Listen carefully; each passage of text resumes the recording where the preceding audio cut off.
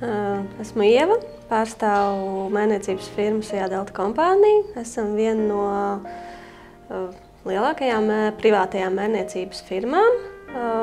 Mērniecības jomā strādāju jau vairāk kā 10 gadus.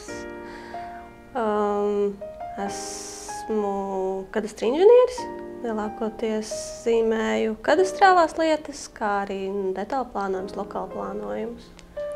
Jā, esmu Līga, arī šobrīd strādāju Delta kompānijā. Iepriekš strādāju Jēkabpilī, geomērniecībā.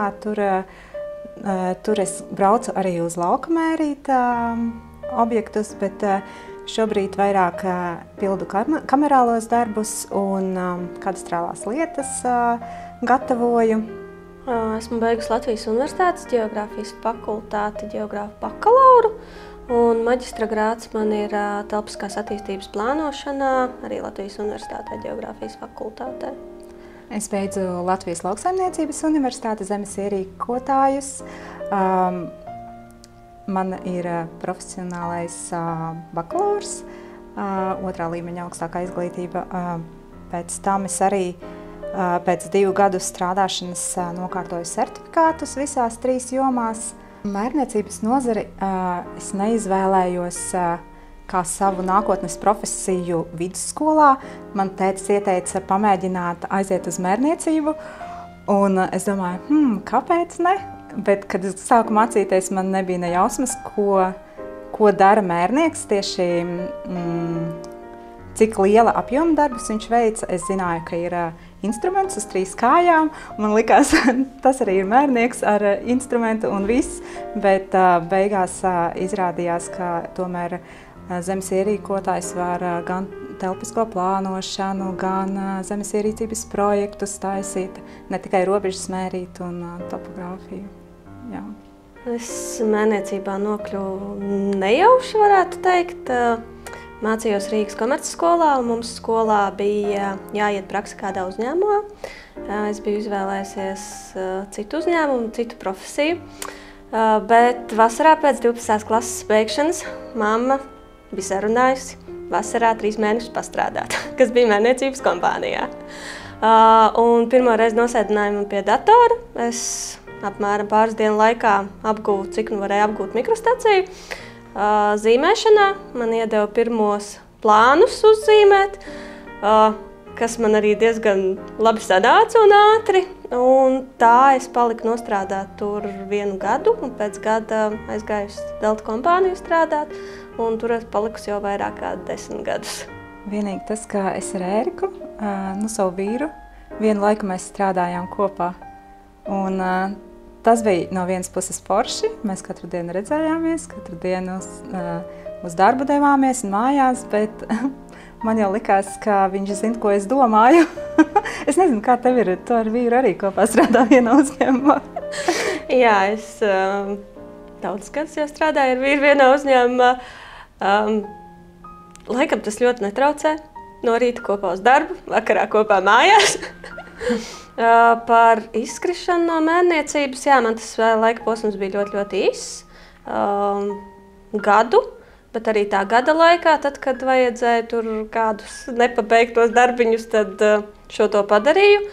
Tā kā laikam nebija nemaz tas tik grūti, bet es pieļauju, ka es arī laikam izkritu vislabākajā posmā ārā, tad, kad mainījās noteikumi.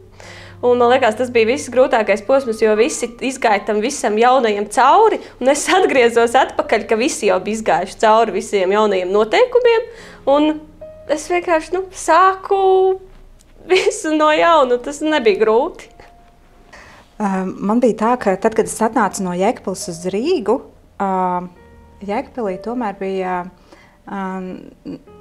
cilvēki tik ļoti necīnījās par katru to kvadrātmetru un centimetru, kā tas ir šeit. Un laikam tas man bija tāds lielākais pārsteigums tieši mērniecības jomā, ka īpašnieki tik ļoti par, es nezinu, tur dažiem centimetriem tik ļoti cīnās un gatavi tiesāties. Tas man bija tāds grūti saprast sākumā.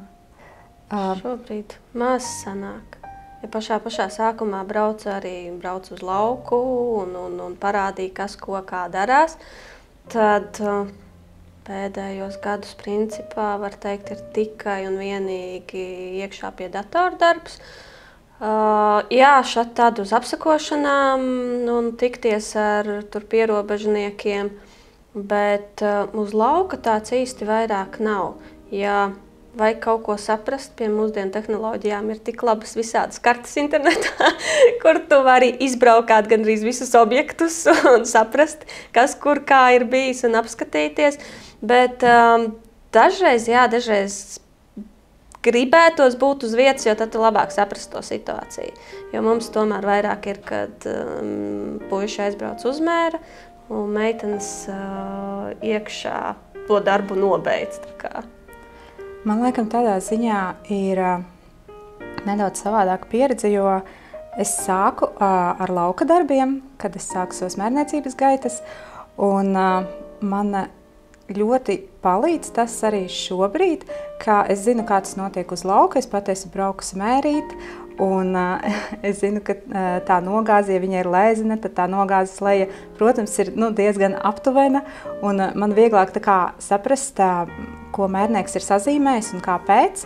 Jā, šobrīd vairāk ir kamerālie darbi, kas man mazliet ir žēl, jo man ļoti patīk izbraukt dabā, pirmkārt svaigs gaiss un kustība, un satikt pierobežniekus, tas man arī ļoti patīk parunāties ar viņiem. Jā. Vēl jau ļoti daudz mainīja mērniecībā arī šis Covid laiks. Ja es sāku arī ar topogrāfijas skaņošanām, iešanām pa visām iestādēm, ka tu visu no rīta jau saplāno, visu dienu tev ir visas iestādes, tu esi forši izstaigājies, tad tagad viss ir absolūti elektroniski, tu sēdi tikai birojā. Jā, saņem ēpastus un viss. Man arī ļoti patika braukt, skaņot topogrāfijas. Topogrāfijas arī apgrūtināja plānu. Jā. Jā, pirmais, kad es pamanīju, ka nozare nedaudz mainās, kad mums parādījās robotizētie tahimetri, kad mērnieks viens pats var aizbraukt un visus darbus veikt uz lauka. Otrs moments, kad manīju, ka atkal sāk attīstīties tehnoloģijas, ir visi šie lidari, droni un tālespēte, ka tos datus arī var izmantot mērniecībā. Jā, tie ir tādi 2 punkti. Nu jā, protams, arī Covid un tā visa attālinātā skaņošana, kas arī ir mainījies šo pēdējo 10 gadu laikā. Jā, noteikti. Varētu teikt, arī mūsu uzņēmumā jaunas vēsmas parādījās, kad priekšniecība sāka braukt uz lielajām izstādēm. Un tad arī nāca klāti instrumenti, un sāka arī vairāk domāt par izmaksu samazināšanu. Līdz ar to tas arī bija, ka nevajag vairs 2 cilvēkus. Un ir, kā mums saka, brauc ar ropčiku uz objektu. Par nākamajiem 10 gadiem pilnīgi noteikti, kad ņemot vērā arī visus šos tehnoloģijas, ka var nolidot un ātri noskanēt visu, tad pilnīgi noteikti tas viss notiks ātrāk. Cerams arī vēl precīzāk.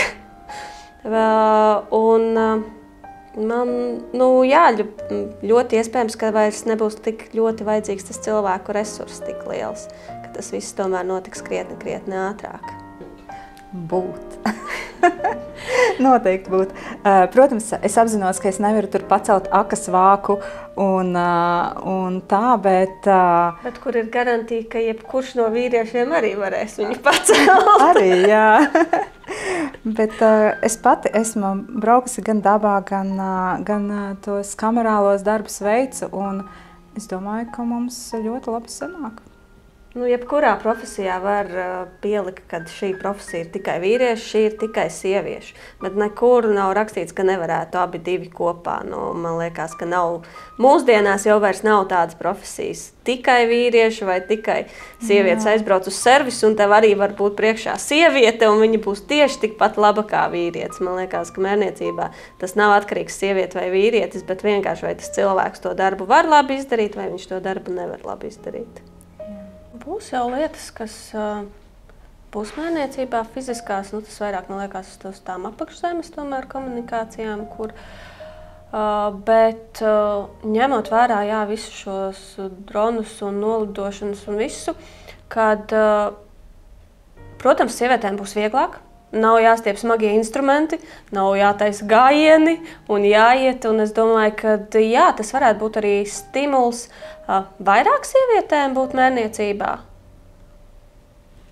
Jā, mēs arī, kad braucām apmācībās ar dronu, tas nemaz nelikās tik ļoti fiziski grūti. Varbūt grūtākais izcelt kasti no mašīnas, bet citādi, jā, arī es domāju, ka noteikti atvieglosies arī nākotnē tehnoloģijām attīstoties, un sievietēm būs vieglāk būt mērniecēm tieši fiziskā arī jomā.